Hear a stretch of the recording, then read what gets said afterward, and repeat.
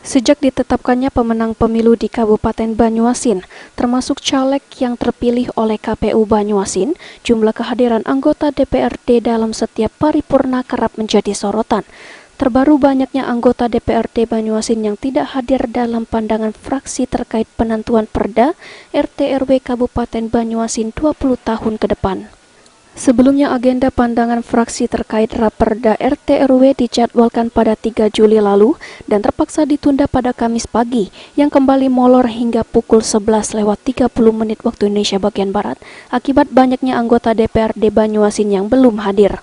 Setelah memenuhi quorum barulah sidang paripurna dimulai dipimpin langsung Wakil Ketua 1 DPRD Soekardi.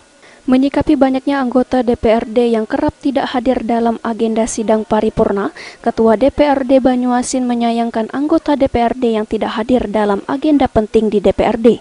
Kami berharap juga dari BK itu harus menyoroti kawan-kawan karena tugas BK itu dalam rangka menjaga kehormatan DPRD. Kami berharap juga Badan Kehormatan DPR memberi masukan, menyampaikan kepada kami DPR bila perlu harus dipanggil atau diminta klarifikasi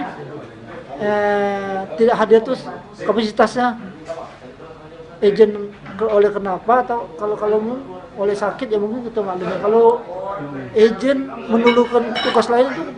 Sementara itu Bupati Banyuasin menyikapi lebih arif dan berharap hubungan kerja Pemkab Banyuasin dan DPRD terus berjalan baik sehingga target visi misi Banyuasin Bangkit 2023 tercapai.